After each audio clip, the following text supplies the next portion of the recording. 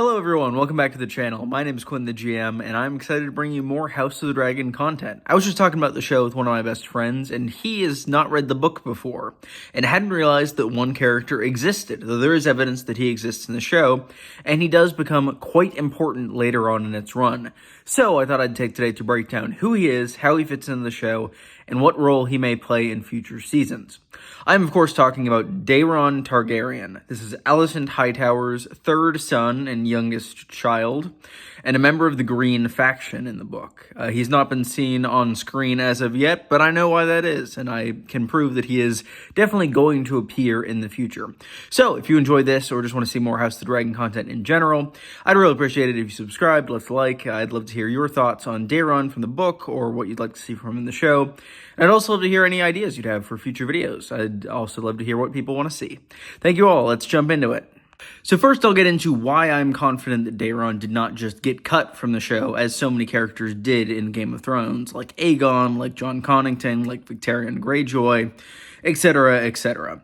So, as you can see on screen here, I apologize for the poor quality, but this is something in the background of the intro sequence, but we can see Alicent's kind of token thing that is representing her, as many characters are in this opening, and these lines of blood emanating from it represent her children.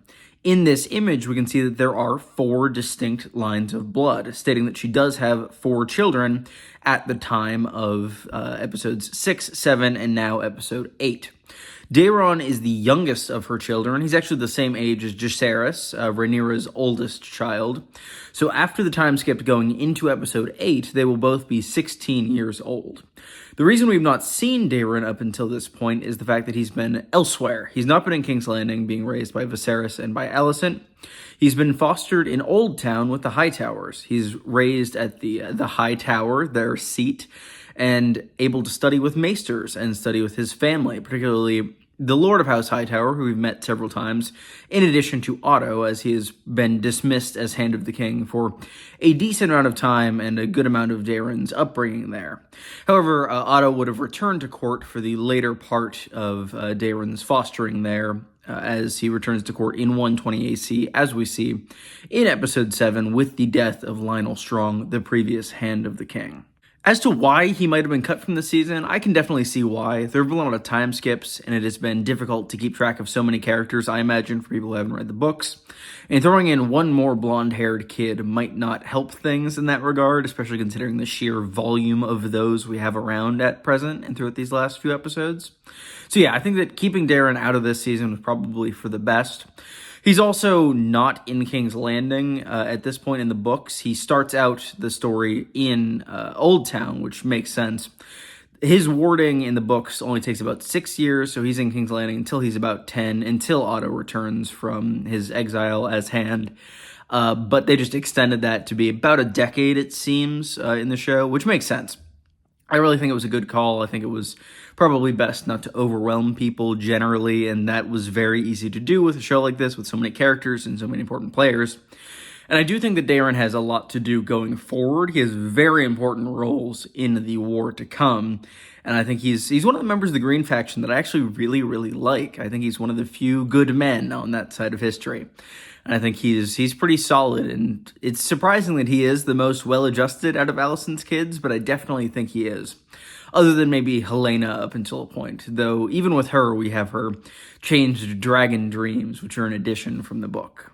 When discussing Daeron, it's also important to consider what he has at his disposal.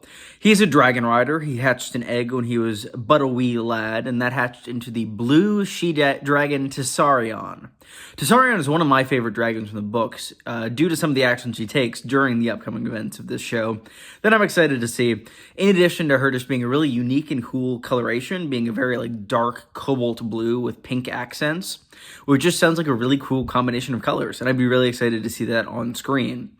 This is quite important for the Greens, as they do not have nearly as many dragons as the Blacks.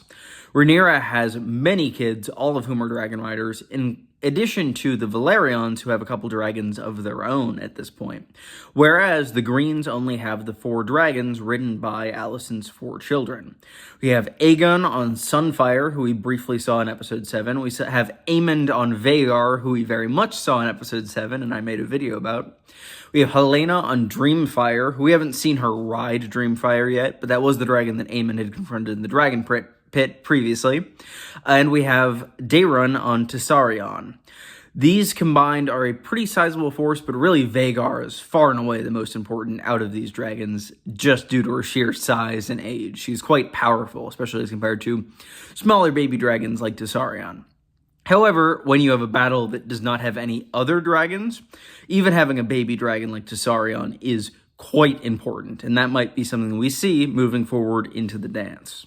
There is a little story about Daeron that's worth telling from past this point in the book, but Viserys tried to raise Daeron and Jace as though they were brothers. He wanted to heal the animosity between the 2 branches of the family, and in order to do this, he had the 2 of them essentially brought up as though they were brothers, though it did just end up fostering resentment between them that we see begin to come to pass between the siblings in the recent episodes, particularly between Alicent's boys and Rhaenyra's kids, as they have quite a rivalry, and taking out Aemond's eye did not help that.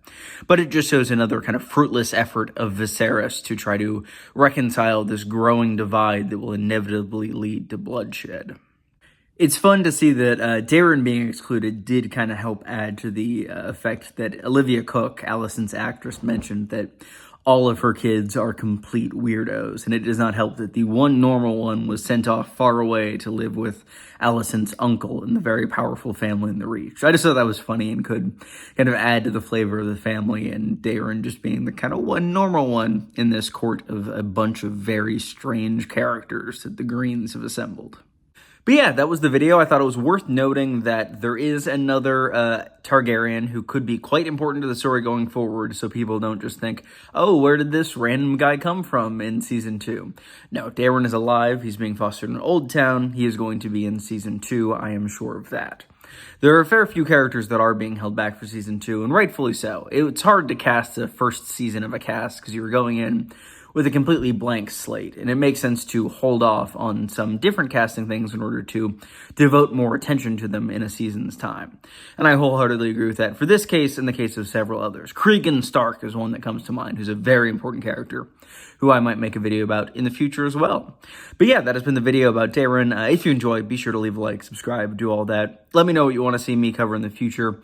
And if you have any thoughts or opinions about Daeron or the 3 other Daerons that exist in lore that just came into my head as I was thinking about this.